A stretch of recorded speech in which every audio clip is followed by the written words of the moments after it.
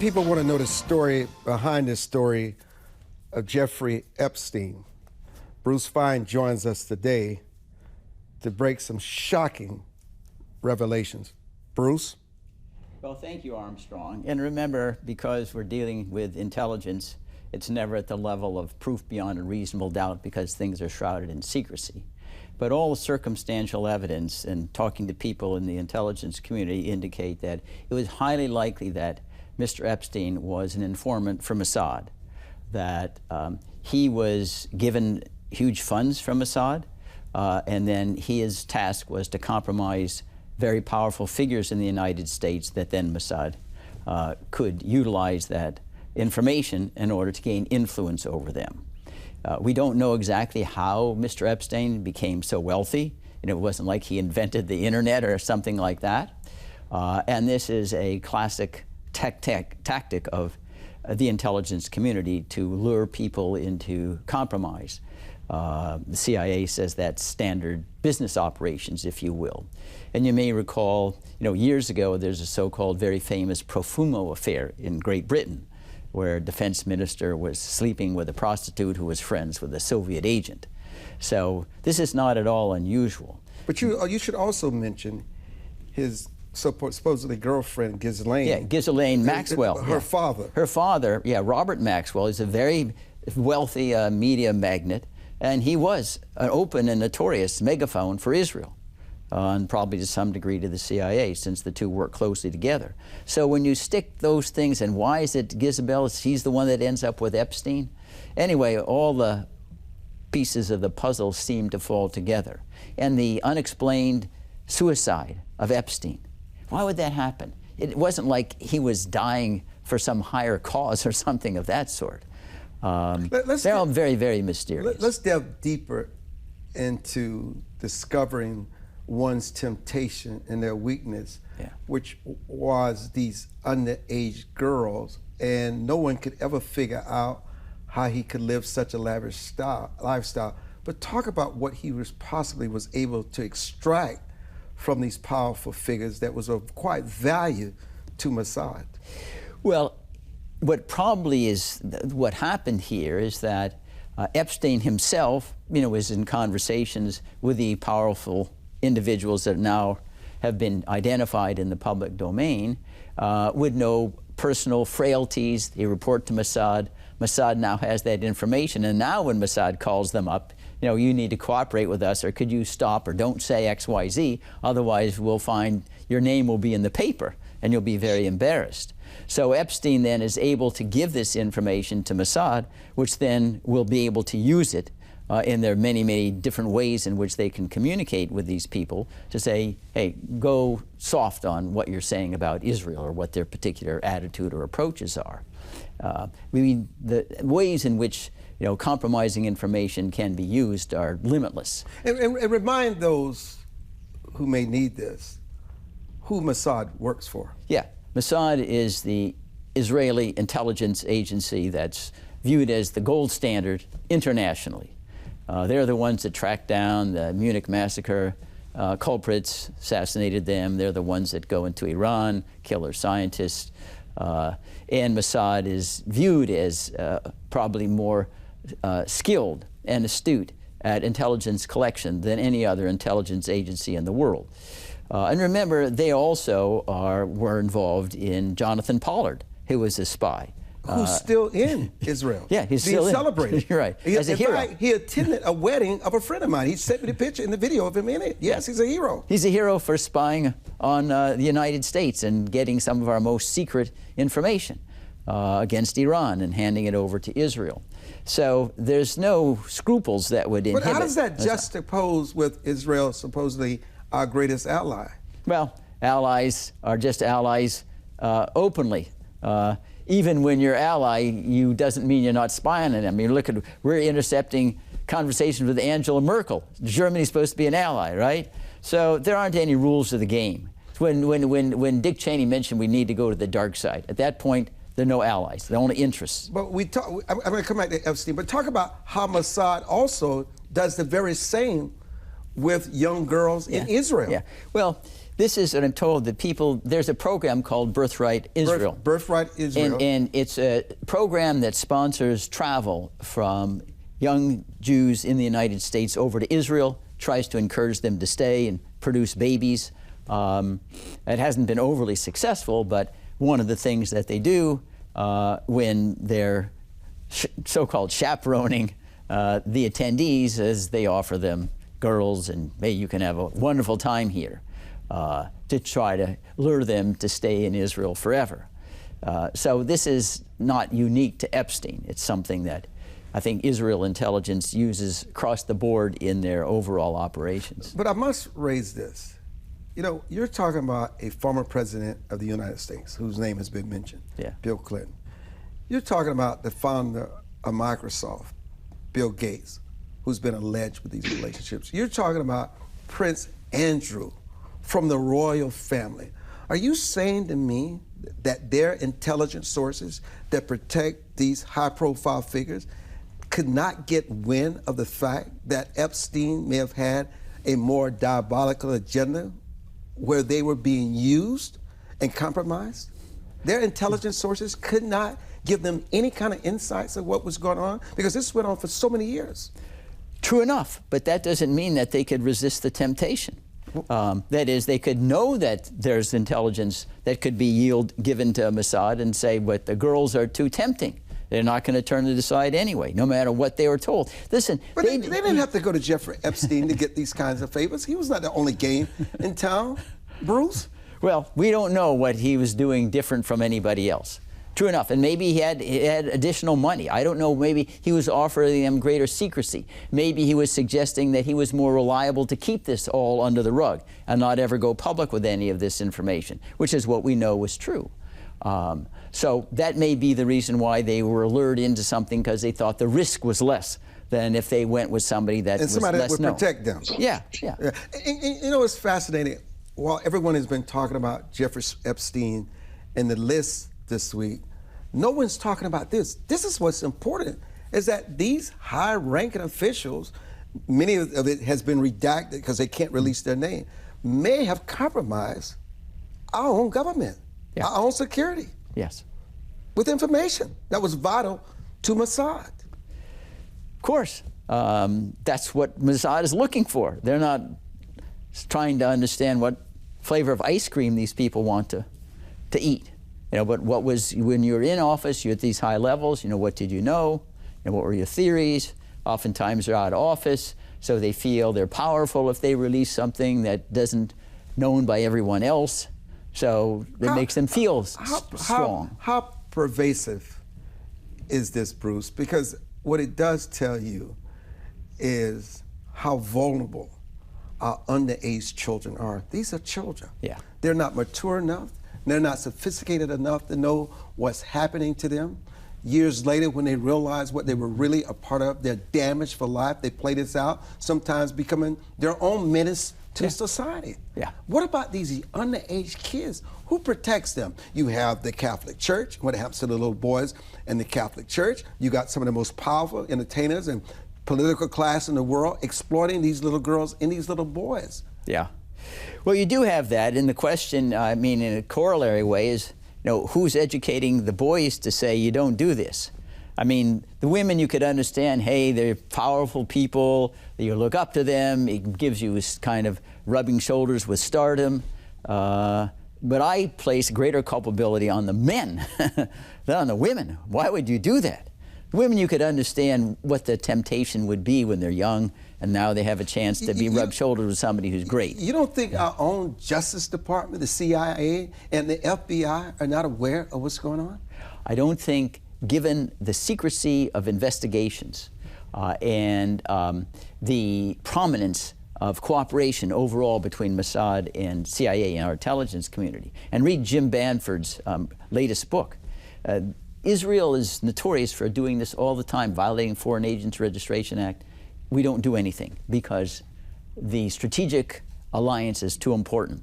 So Israel gets away with committing crimes known. And you read Bamford's book, Spy Catchers, where he points out many of the CIA and FBI officials are astonished that there's no prosecutions. They put together cases, and Bamford, and he's very, very astute and thorough and meticulous in documenting this, as nothing ever happens. And for those of you just joining us for this broadcast, Bruce is explaining to us the story behind the story about Jeffrey Epstein and the possibility that he could have been an agent for Mossad, procuring these young underage women for these powerful men to extract information that could be very useful for Mossad in the short and long term, that they could have power and control over them, and to get them to do their bidding when necessary. Absolutely. But the problem is, they never pay that debt off, ever. Yeah. And we'll be back. I'm Armstrong Williams.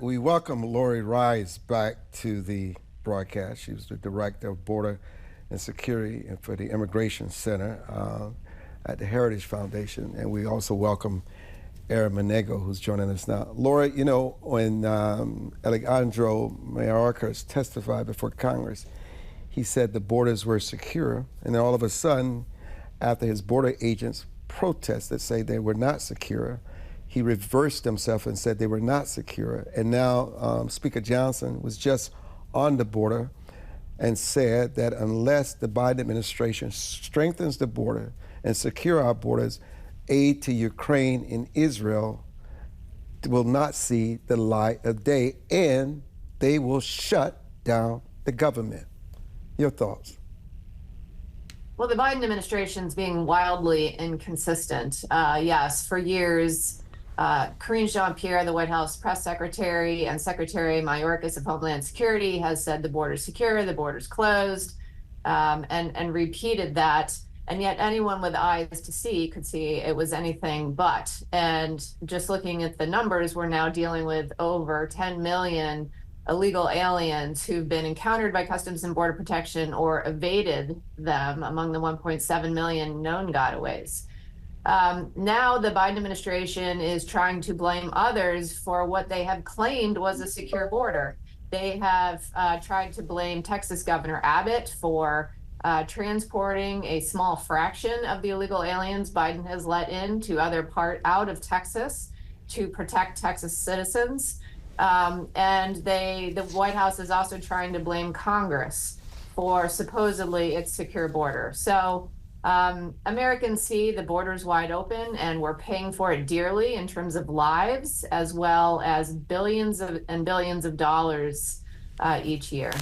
Why can't they just secure the border? And what does that mean in terms of what they need to do, Lora? They don't want to secure the border. The Biden administration, I've never seen an administration fight so hard to open the border and to keep it open. When Arizona put up shipping containers to fill some gaps of the border wall, the Biden administration sued them to take it down. When Texas put river buoys in the Rio Grande to prevent illegal crossings through the river and drownings, the Biden administration sued them. When Texas just passed a law saying it's an illegal act under Texas law now to enter the U.S. Texas without permission, which is consistent with federal law, yesterday, the Biden administration sued them. So it's very clear the Biden administration wants it opened. They want mass, unlimited illegal immigration because they view this as former Democrat voters. Whether they're citizens or not, the Democratic machine will use them to go to the polling place to vote, to submit paper ballots through the mail, to change the electoral college votes and the districting line for Congress representation. It's all about power. So, Aaron, I'm going to talk a little politics with you. I want to think about the upcoming Iowa caucuses and what needs to happen if anyone hopes to upset Donald Trump for the overall nomination. So Trump clearly leads by double digits, and the only way anyone contends is if the rest of the field drops out. For the political pieces to fall into place, the remaining candidates need to hatch an agreement right after Iowa. No one will move before then. So that means before New Hampshire, Aaron, Nikki Haley, or Ron DeSantis, or Chris Christie need to step aside and let one contend against Trump. Let's take Christie. He holds 10% in New Hampshire behind Haley and DeSantis. If he drops out, his supporters likely move to Haley. That would mean she gets Trump's lead down, let's say 40-39 in New Hampshire, pretty tight race. But for any of this, Aaron, to happen, Governor Haley needs to go into South Carolina and then Super Tuesday as the sole challenger to former President Donald Trump. Or maybe, Aaron, DeSantis, assume he finishes second in Iowa and third in New Hampshire, and Haley is flipped, then those outcomes help no one but whom? Donald Trump. I'm sorry, it's the political reality. Team Trump knows this too. That's why they want everyone to stay in the race. Their only threat comes when it's 1-to-1, and even then, Aaron, he still places strong numbers. In my view, DeSantis should step aside and hold his powder for 2028 when his chances look better. Lots to unpack there. Obviously, Haley has the momentum, and if everyone in the race feels Trump should not be allowed to win, then they need to collectively devise an exit strategy. Your thoughts? Well, I think your analysis is quite on spot, Armstrong. But the other thing for us to consider is that there's no deals to be had. I think there's such a disdain between Governor Haley and Governor DeSantis that I can't see the two of them coming together at this late stage, collaborating and exchanging resources to mount an effective campaign and all come together, everyone homogenize their resources to come against Trump. I don't see that as plausible at this late date. Iowa is less than 2.5 weeks away as far as the vote for New Hampshire. I think the only one that really has a viable percentage there, as you accurately pointed out, is the former governor of New Jersey. And even that is waning right now with Trump continuing to gain momentum. Now, with respect to coming out of New Hampshire and coming into South Carolina, you would think that, well, that presents the first viable opportunity for Governor Haley to mount an effective campaign. Not so. Once again, Trump running away with the state of South Carolina. So now that brings us into the state that everyone seems to be forgetting before we go into the heart and thrust of the primary season. And we get into Super Tuesday, and that's Nevada. Nevada can be the state for someone to be the turning point to get the momentum going into Super Tuesday. But for whatever reason, some strange reason, none of the candidates seem to be planting their flag in the state of Nevada to mount a vigorous campaign there, because that is the herald into Super Tuesday.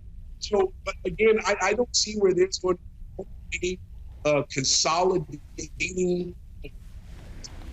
So, Aaron, we're losing your the remaining candidates. We're losing your audio here, Aaron. I'm so sorry, because what you're saying is so important. Let me go back to Lori a minute. This Iran deadly blast was devastating, and the U.S. is issuing its warning, which is escalating Mideast tensions. What do you make of this blast? What do you make of these rising tensions? What do you make of these Houthis' continuous attack on these cargo ships, and the fact that Americans are retaliating, and many of them, like IKEA and other corporations, don't even want to use those waterways because they feel as though their cargo is threatened and never will reach its destiny. Well, Joe Biden's clearly shown his weakness and an unwillingness to respond to dozens and dozens of attacks on our own servicemen and infrastructure. And when he has responded, it's been very tepid. So Iran sees this and they're going to flex their muscles as broadly and as widely as they possibly can, unless and until they are stopped. And so the whole situation in the Middle East is just escalating. And I don't foresee a change, unfortunately, in 2024. I'm sure some of these leaders who don't like us very much are looking closely at the calendar and realizing Biden has just a few more months in office, and what can they do and get away with while he's still there? What did Speaker Johnson and the 60 legislatures gain by going to the borders this week? What will change? Well, that trip needs to be a dose of reality for those members and resolve. I don't think every one of those members have been to the border, and yet every member of Congress should go to the border during this administration to see what the border agents are dealing with and the consequences of the Biden administration's open border operations.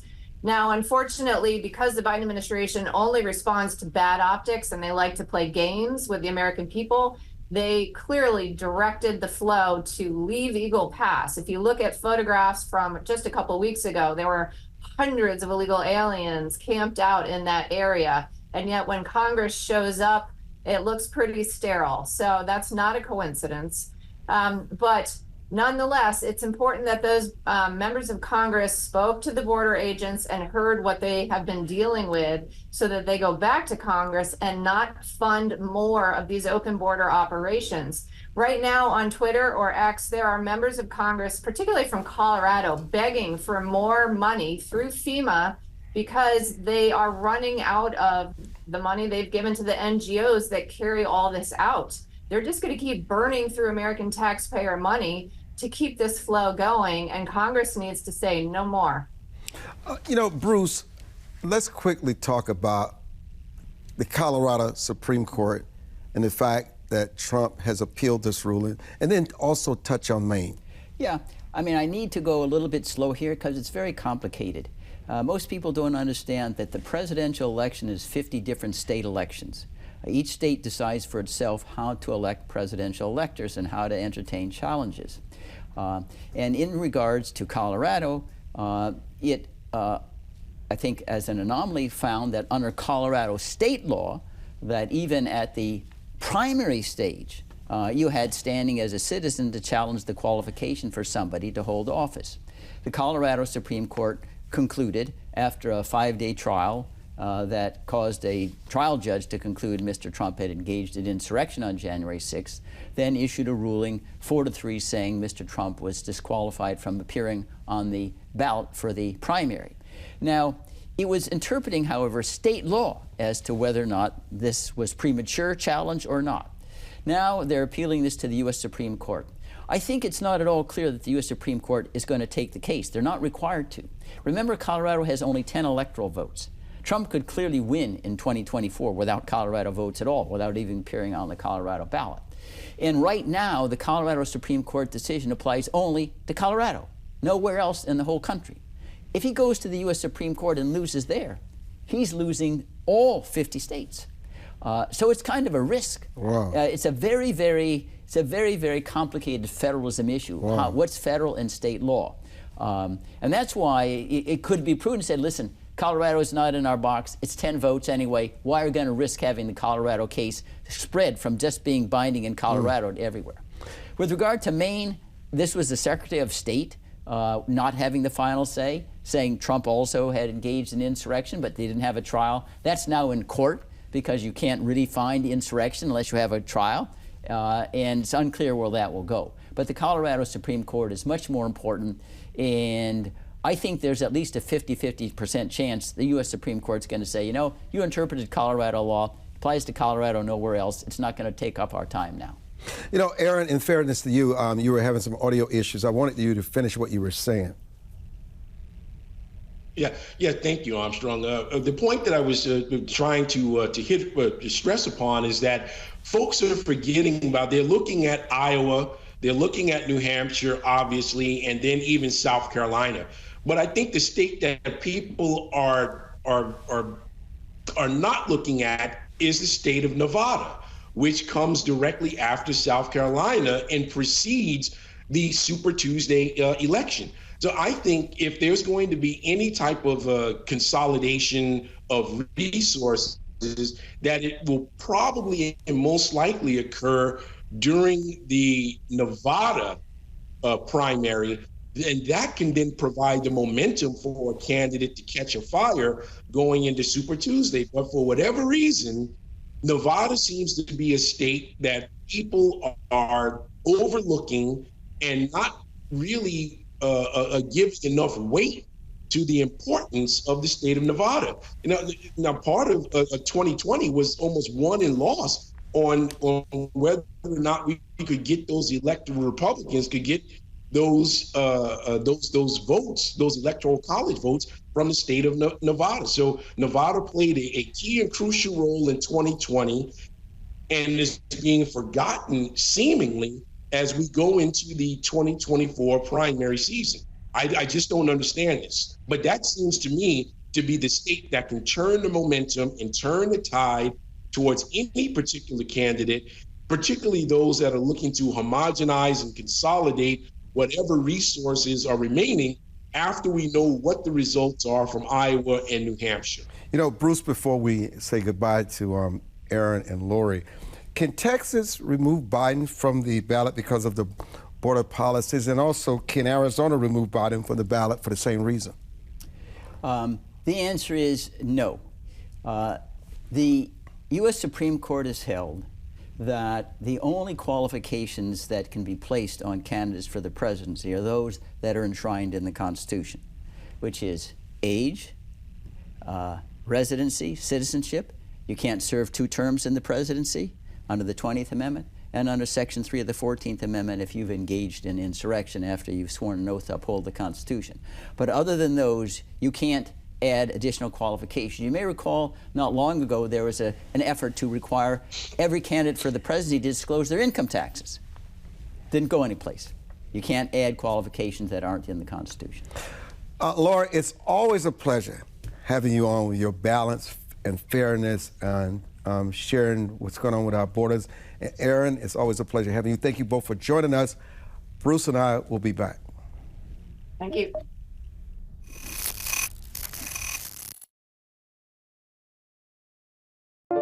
It is easier to build up strong children than to try and repair broken men.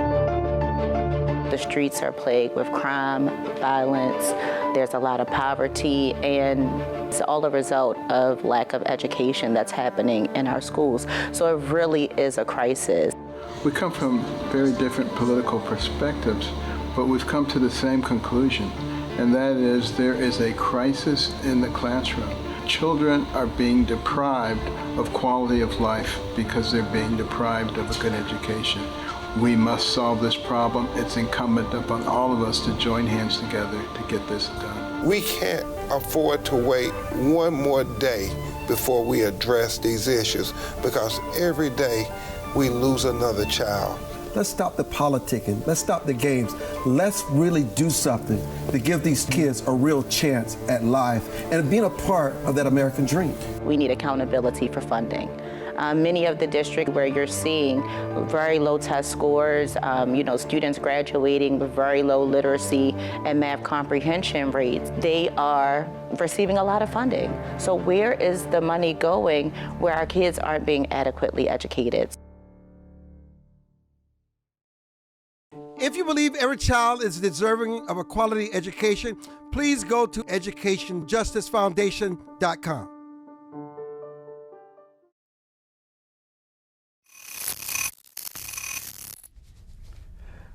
Wendy Bronfein is co-founder and chief brand officer and director of public policies at Curio wellness, and we welcome her to the broadcast. You know, what we're talking about here today is really the impact of the 280E tax on the cannabis industry. Talk about your history with the cannabis industry. Give us a little about your background. Sure. So Curio Wellness was founded in 2014. We applied to be an operator in the state of Maryland and were awarded that license in 2016. We've been operating since then in the state of Maryland. We're about to launch in Missouri, and today I'm actually coming to you from Mississippi, where we're opening the first franchise of our dispensary business called Foreign Daughter. In the other two states, we also cultivate and manufacture, making products that are cannabis-based. How could the government support legally licensed cannabis businesses without usurping states' rights? So I think the number one issue the cannabis industry is facing right now is the punitive nature of 280E that you were mentioning, right? So we cannot deduct ordinary business expenses, so we pay a very high tax rate. In some states, on the state level, they've removed the 280E issue, but not all. But you have it no matter what on the federal level. So this is kind of the key piece that needs to be solved. But in general, it's the economic fix for this industry, right? Normalizing banking practices, removing 280E, opening capital markets. You have a lot of states that are trying to push the industry forward with social equity programs, but if we can't normalize the economics, we can't make all of these programs as effective as they could be. That's where the limitation on this idea of generational wealth creation comes into play. It's hard to get the money to start the business, to maintain that cash flow, to securely place your money in a bank, and to avoid these high tax rates. How has cannabis evolved? I mean, tell us about your average customer walking through your door, because today's cannabis business is highly regulated, supporting tens of thousands of jobs. We understand that, creating millions of economic activity and tax revenue. And then, you know, in what ways, let's say, does the 280E tax sort of encourage this persistence of a gray, let's say a black market in cannabis? Because there's a gray and black market in cannabis. And what are the societal risks that are also associated with this? So in the time that we've been in this industry, we see people of all ages, all walks of life, consuming cannabis and using it for improvement of quality of life. So when we started in Maryland, we were medical. That state has now evolved to be medical and adult use. But we really see the same core piece happening, right? People need some sort of relief to sleep, to deal with pain, mood disorders, gastrointestinal problems, you know, other conditions that you could be diagnosed with, like cancer, MS, Parkinson's. So they're turning to cannabis for use therapeutically and to some sort of lifestyle use that might improve quality of life. So it's completely normalized, I would say. Where 280E comes in is you've got companies like ours and others who are looking to continue that normalization and create products where cannabis is the active ingredient, but they're much more traditional, right? They come in a pill, they come in a cream, they come in something that you chew and swallow, right? It's not all about inhalation necessarily. And so, but it's very expensive to research. I mean, if you think about traditional pharma, it's very expensive to go through clinical trials and drug development and things like that. That's the kind of work we're trying to do in this much more constrained way, given the economic constraints we have as a cannabis company. And so being able to lift these tax rates will allow us to have more free cash flow to reinvest in our companies, in our communities, in our employees, and let us thrive like any other business in the United States. So differentiate for us cannabis and marijuana. So those two words mean the same thing.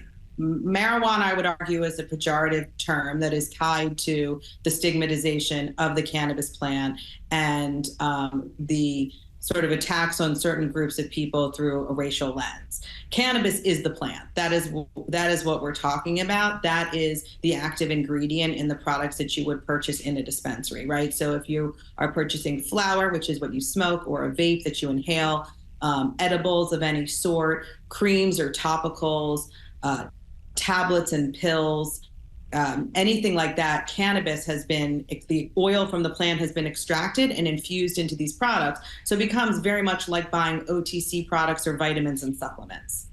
You know, cannabis does increase the risk of heart attacks, and studies have absolutely shown it impairs your ability to drive. So in the space of driving, I think that's an area where the industry really would like to see a change in our ability to be, legalized such that research can be done, right? If you drink, we have a breathalyzer test and we have an actual way to determine the active alcohol, say, in your system and whether you are impaired or not. With cannabis, because we're illegal, it's very hard to research the plant. And so there's no clear way to say, do you test positive for cannabis because you consumed it 3 days ago or 3 hours ago? And so if we can kind of, again, lift these hurdles and be able to effectively research, then we can have standards by which we can say that person is impaired or that person is not impaired. How would your research differ from the research that's already out there? And I noticed you didn't address the issue about it increased your heart attack risk. I can't say that I am familiar with those studies or awareness to that. That's fair. But what's fascinating is that there are more and more studies that are coming on about cannabis and the negative effects that it can have, and particularly with young people. But in what ways does the 280E tax favor larger, more established companies over smaller, innovative entrepreneurs? And how could the elimination of that 280E tax promote fairness and equity in the cannabis industry? 280E is needed for anyone, large or small. I mean, in any industry, those who have a first mover advantage, that's there. And that's for other businesses to come along and differentiate and find a way to break through. But everyone who's in this industry who has a license is really impacted by the 280E issue. And you really feel it a lot on the dispensary level. And that's where you see a lot of the small business area, because the ability to make those deductions is limited by your plant touching activities. And there's virtually nothing in a dispensary that isn't a plant touching activity, because the whole point of the retail store is to sell plant-based products. So there's no way for them to have deductions. And so in addressing 280E, you open up the free cash flow for all these small businesses, and dispensaries are very much impacted, as well as growers and processors. But it really, I think people like to think that, there's big cannabis out there, and that's going to benefit them and no one else. It benefits everyone. Everyone needs 280E removed to survive. I mentioned to you about heart attacks, and the study does say that anyone with pre-existing conditions, heart conditions, should stay away from the vaping, from the cannabis, and also and these studies are just coming out, by the way. It is shown that cannabis, vaping, can have a huge impact on your lungs. So I think any good doctor would tell you that inhalation is never the ideal method. What we see in the industry is usually as new markets come along, people gravitate towards things like flower and vaping, because that's traditionally what the plant for, right? It's something you can smoke. But you quickly find out that there are a large number of products that have nothing to do with smoking that are equally effective. And when you're trying to use it to address an issue, you should think about it much more like traditional wellness products, right? Depending on how you consume a dosage form impacts how quickly the uptake is in your system and how long the effects will last. And some things are not even psychoactive. So for example, if you have any sort of inflammation or pain, you could be using creams that you rub on your body that address the need. They don't give you any sort of psychoactive effect, and you're not smoking anything or inhaling anything. So there's many ways to safely consume that's probably better for different organ systems in your body, but also gives you the effects you're looking for. Do you ever fear, Wendy, that it could become a gateway drug? No, I think that's part of the stigmatization that began with the war on drugs under Nixon. Okay, so go in a little more detail. Why does that concern you less with this cannabis?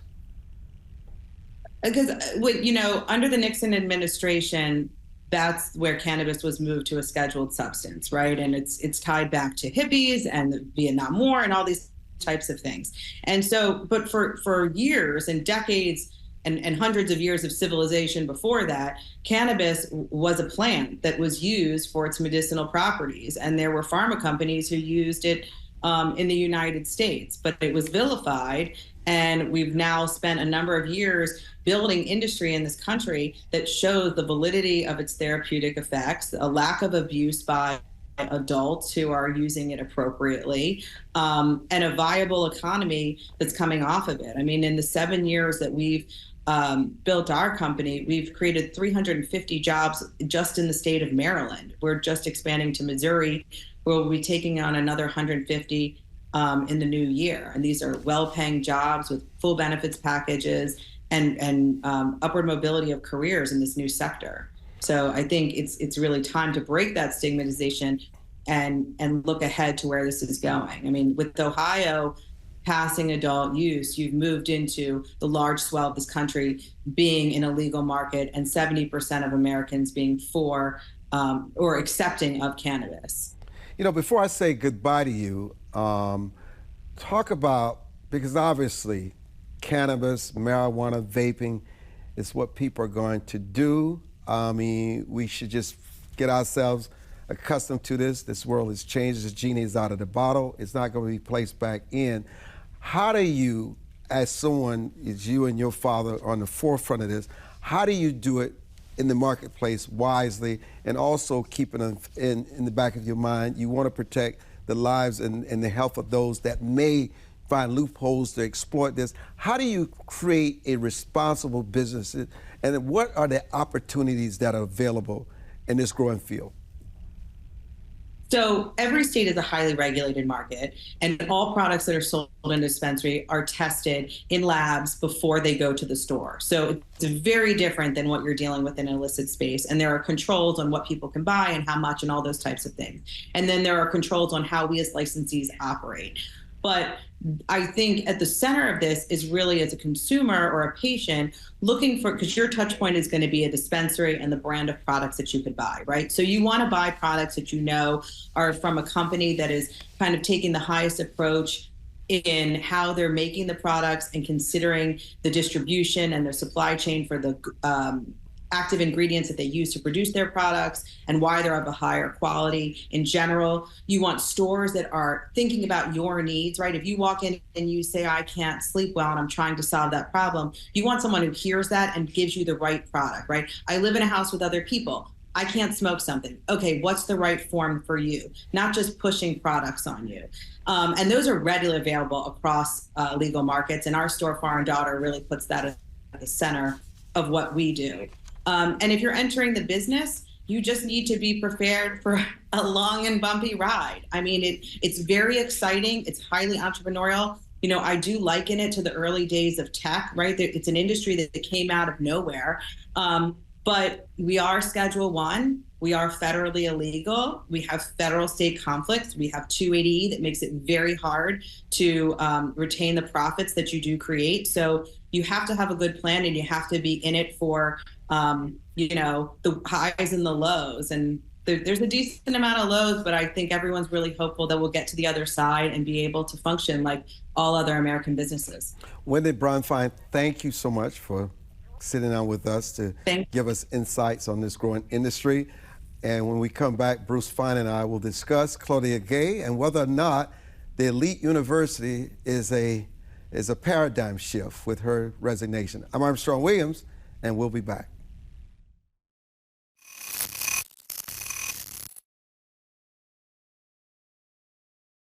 As a home buyer, you need a lender who cares about your home ownership dreams. United Security Financial has been helping families secure their dream homes for 30 years. We're a national fair practice lender that provides affordable mortgages and low down payment programs to eligible home buyers. To learn how United Security Financial can help you secure your dream home, Call 1-800-373-4186.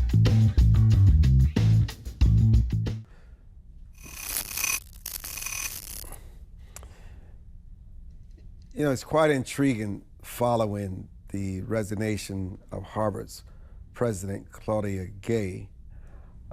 She's not leaving the university. She would continue as a tenured professor, still making $800,000 a year.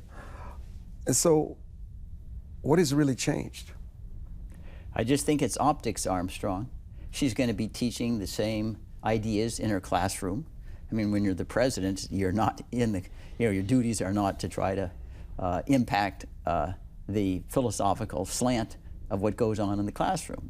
You have a lot of administrative duties, if you will, an important one, raising funds and making sure your donors stay happy. After all, Harvard has, $50 billion endowment. So I think that, to me, this looked like it was scripted in advance, the resignation. All right, you've got some heat. You said things at the hearing for Stefanik. It's caused some donors to be a little bit worried, and then there's some mistakes that you had made in giving credit. Let me stop you a minute. You and I both write books. Yeah. We write columns, and we know what it takes to research those columns. To accuse someone of plagiarism is to accuse them of theft. And I got to tell you something that's going to surprise you. In all my research on former President Gay, I found nothing to indicate that she plagiarized. No, I think it was that she didn't properly footnote certain references. Yeah. That's different. She did not plagiarize. No. I did not. I don't want to say this clearly. Yeah. Claudia Gay did not plagiarize anything. No. I can understand you're going after her for her horrendous comments during the hearing before Stefanik. I understand that. You may not like her, but to create a narrative that lie on her, something for you and I we should take very personal because of what we do as writers, to accuse her of plagiarism is just not right. Well, I think that they thought it would be less damaging to the university.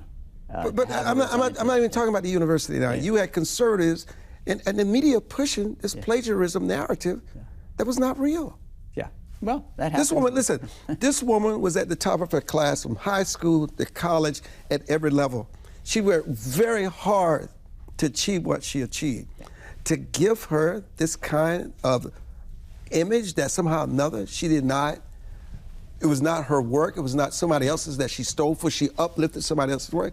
I mean, to me, that is just unconscionable. That's what shows it's self-contradictory then for the university to say, hey, if you're so disrespectful of scholastic standards that you plagiarize, but you're going to stay a full professor and teach anyway. So what they did, in fact, is inconsistent with the theory for dismissal in the first place. But what about these other organizations who pushed this narrative knowing it was not true? Well, organizations and politics do that all the time. But shouldn't that bother us? Shouldn't we be better than that? And no matter how I may feel personally about her politics and what she advocates, she earned everything she ever had. Listen, I don't disagree with you, Armstrong. Please. I'm just making an observation. It's an unfortunate earmark of our political culture that falsities all the time get into the public media and take things out of context, and people end up losing jobs. I mean, Al Franken, he had to end up leaving the Senate. Lose their credibility, everything they've worked for, their reputation. And people are so ignorant, and I'll say that, do no research on their own, they're going to really believe that she plagiarized. Oh, for sure. Yes. Because, I say, the culture no longer encourages, I say, scholarship, deliberation, being measured, and making sure we listen to all sides, we use critical thinking. That's simply not in the DNA. This is our fascination, Taylor Swift going on TikTok and whatever, getting amused by these juvenile antics. That's not serious thinking. And unfortunately, that has become the dominant narrative of our culture. I mean, you could imagine, Taylor Swift is going to be probably the man of the year or whatever, staggering amounts of money. What's she contributing to civilization? You know, crying over a broken date when she was a teenager. I think she's much more than that. But listen, I just want to say that on this platform, everything for us is about integrity, truth, and fairness. And in fairness to former President Gay, I just want you to know this narrative of her being a plagiarist is just absolutely not true. I want to come back to the intramural deaths, destruction, wars, killings between Muslims. ISIS took credit for the 80 people that died in Iran, and people say, oh my God, why would ISIS? Yes, because the Sunnis and Shias kill each other all the time. They kill each other more than they kill anybody else. Yes, absolutely. Think of the Iraq war against Iran. Went on 8 years. They're using chemical weapons. They're using rockets into cities. Iran is Shia. Iraq is Sunni. We can think of the battles all the time right now. Saudi Arabia and UAE are Sunni, and they attack the Houthis, who are Shia, and they're trying to destroy Yemen. And these are commonplace in the Muslim world. And people don't want to talk about that because that's not a story, you know, Muslim on Muslim. So the big stories that get blown up are, oh, Muslim kills Jews, and they do happen, and they kill Christians. That's also true. But in terms of incidence and magnitude, no. The intramurals, and part of it is because they're fighting for the same turf, if you will. They're fighting for control and loyalty over Muslims. So what one gains, the other feels they're losing.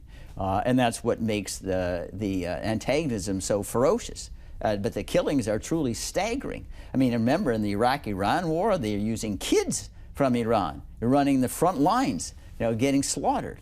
And Saddam Hussein had no reluctance using chemical weapons, sending rockets into cities. You talk about Putin and Ukraine. I mean, he's just following what Saddam did to destroy all the Shia cities. Let me say this in about a minute and a half that we have left, because you triggered something. You know what people don't talk about is Jordan and the Muslim world wants Israel to destroy Hamas. Yeah. It's not the Muslim countries that are telling Netanyahu to hold back, don't be so destructive, don't annihilate. It's the Western world.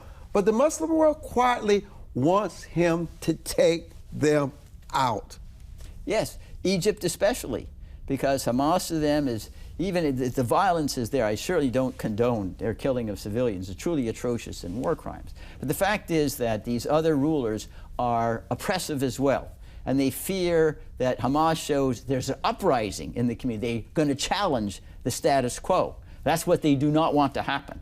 They want just things, obedient, docile citizens, so they can do whatever they want, steal whatever they want, and not have to pay a price. I want to especially thank you for the breaking news insights about Jeffrey Epstein today. I want to thank you so much for joining us along with all our guests. I'm Armstrong Williams. Enjoy the rest of your week.